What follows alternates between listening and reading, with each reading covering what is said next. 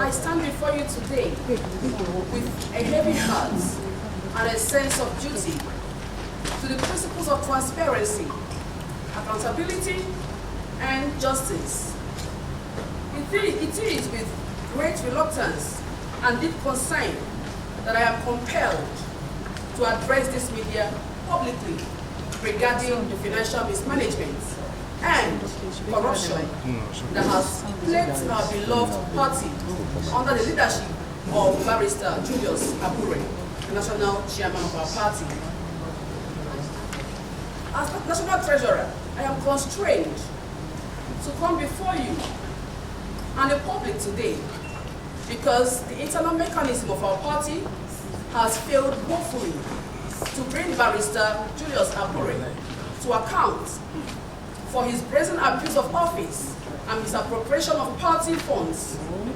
His appetite for power has grown unchecked, and he has deliberately undermined my duties and authorities as stipulated in the party's constitution.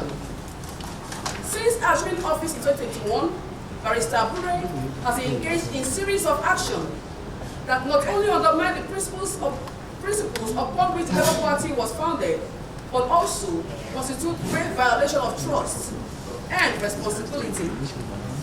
His tenure has been marked by forgery, embezzlement, and corrupt enrichment, all at the expense of the party and its members.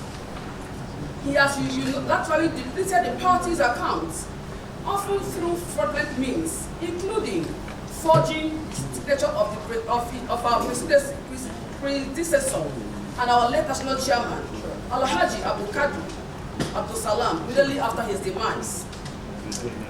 One of the most alarming aspects of Barrister Julius Abure's conduct is his repeated denial of my access to the party's financial records and bank accounts. Despite my role as National Treasurer and custodian of our party's funds, banks and accounting records, I have been systematically prohibited from fulfilling my duties, including accessing essential information and bank statements necessary for proper financial oversight.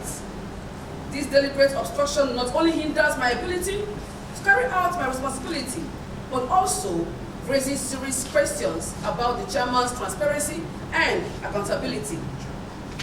Under Mr. Abure's watch, over 3.5 billion naira was raised from the sale of funds from 2023 general elections. However, apart from the proceeds of the funds, of the sales of funds from his home state Edo, which was diverted to Mr. Abure's private account, he only declared 55 million naira to me as treasurer of the over 3.5 billion naira raised, pocketing the rest for himself. During off-cycle elections in several states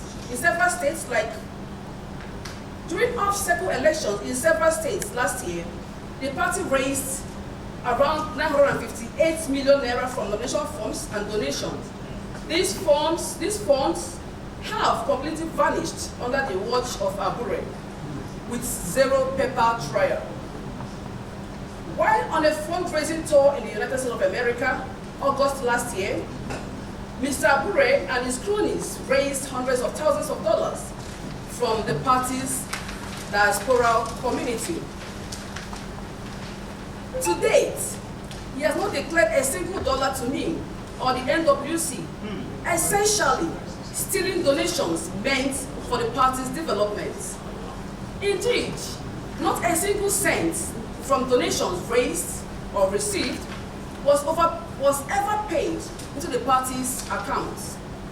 The chairman regularly siphons money from the party's account through unauthorized transfers to prosy individuals, including junior unsuspecting administrative staff at our national secretariat, as well as special purpose vehicles owned by himself or his wife and other family members. To conceal his financial crimes from the authorities, Barrister Abure doctored audit reports in 2023 and tried to bribe me severally.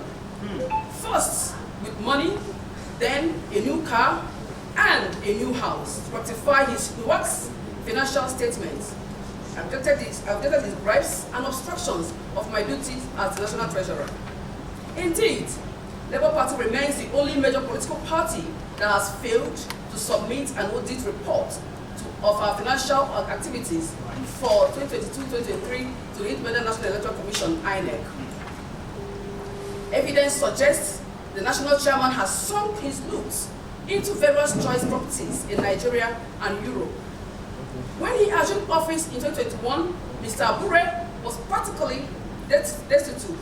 His financial position essentially remained the same until 2022, following the entry of His Excellency Mr. Peter Obi into the Labour Party. Today, Mr. Abure owns multiple high-end real estate in Abuja, Benin, Uromi, and Italy, whose value runs into hundreds of millions, if not billions of naira. To the best of my knowledge, he did not own a single property prior to 2022 and lived in a squalid condition. For many months now, have persistently demanded financial transparency and accountability from Mr. Julius Abure, all to no avail. I have repeatedly requested for bank statements and transaction notification to be sent directly to my office as treasurer, all of which have fallen on deaf ears. All calls for appointment of reputable external auditors to evaluate and report on the party's financial activities have been vehemently rejected by Barrister Julius Abure. He has clearly breached public trust and serially flouts our party's constitution. I must also address National Chairman's attempt to cover up his financial malfeasance through the fabrication of audit reports and the coercion of party officials, including myself, into compliance. His action not only undermined the integrity of our party, but also betrayed the trust of the Nigerian people who look up to us for principled leadership and ethical governance. Mr. Abure, National Chairman, has brought immense shame and controversy to our great party.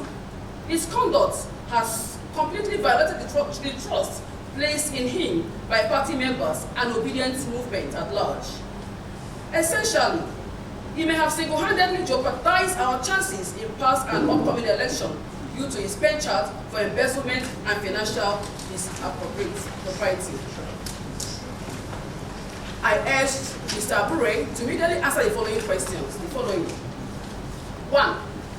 Provide documentation for the 3.5 billion naira raise for the sale of funds for the 2023 election and why those state proceeds went into private accounts.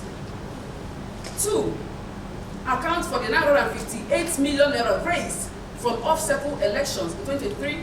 Provide paper trails and documentary evidence of adherence to due process. 3. Declare every single dollar raised from the 2023 U.S. fundraising tour and provide documentation on where donations were warehoused and how same was appropriated. 4. Explain the source of funds for properties bought in Nigeria and abroad between 2022 and 2023. Provide paper evidence. 5. Allow me unfettered access to party account and record as National Treasurer of the party. 6. Submit an independent forensic audit of our party's finances to be conducted by a reputable international firm. 7. Explain why he has deliberately undermined my authority and flouted the Labour Party constitution. 8. Provide evidence that he has not abused his office and personal enrichment through theft, money laundering, and abuse of power. Labour Party belongs to its broad membership, not a single power-drunk individual. I urge Mr. Julius Abure to do the honorable thing and submit himself to a transparent process that will restore confidence, trust, integrity in our party's financial dealings. I sincerely hope National Chairman seizes this opportunity to clear the air. Our loyal supporters deserve nothing less. Accordingly, I call upon Mr. Julius Abure to come clean and be held accountable for his actions. I demand that he immediately relinquish his stranglehold on the party's finances and allow me to carry out my constitutional assigned duties without interference. Labour Party was founded on the principles of justice, equity, and integrity, and it is incumbent upon all of us to behold these values in the face of corruption and abuse of power. I equally urge all members of the Labour Party, including His Excellency Mr. Peter Obi, and the Nigerian public to stand with me in demanding accountability and transparency from our chairman, Mr. Julius Abure. We cannot allow the action of a few individuals to tarnish the hard-earned reputation of our party or undermine the trust of the people we serve. It is time for change, and I stand ready to fight for the principle that defines us as a party and as a nation. In conclusion, I reiterate my demand for Mr. Abure to fully account for every naira and dollar raised under his tenure. Nothing less than full transparency and accountability will suffice. And I think I owe it to a larger number of people, Nigerians, obedient, to explain to them what has happened. Because in the past, in fact, a few days back, I saw something on the media, people calling me out to come and explain, because my name have been put to the mud. For instance, I needed to just clear this and let Nigerians know that I don't know what happens to the Labour Party money. Talking about Mr. Peter Obi, the Labour Party is the leader of the Labour Party, quite all right. But Abure runs the party on a daily basis. So Mr. Peter Obi does not really have access to what happens. Everything begins and ends with Barrister Julius Abure, because he runs the party. And talking about the documentation to back up my claims, I'm going to furnish every one of you here with this thing of all the letters I've written to Barrister Julius Abure. I'm going to furnish.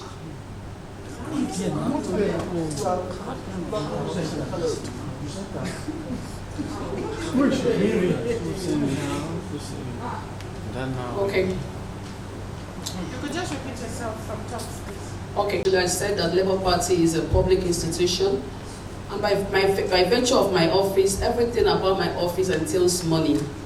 I don't handle anything apart from money. And when I don't receive a lot, it's as good as not doing anything. When I don't even know when money comes in and goes out, I've done nothing.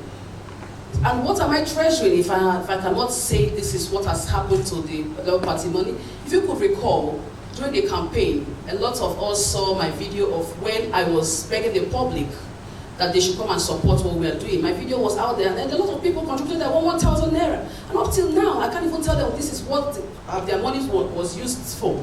And I think I owe it to a large number of people to explain to them. And recently there were videos, people were making media outings, calling me out to come and explain to Nigerians what has happened to the money contributed. And talking about the internal mechanism, yes, I have actually exhausted every internal mechanism. I've written a series of letters to the national chairman, and each of the letters I wrote, I sent a reminder telling him that I needed this thing done. But as usual, it fell on deaf ear. He will not listen to anybody. Yes, Mr. Peter Obi is the leader of the Labour Party, quite all right, but he doesn't run the party. Everything starts and ends with Barrister Julius Abure. Thanks for checking out SYMFONI on YouTube. Please be sure to subscribe and like our videos for updates.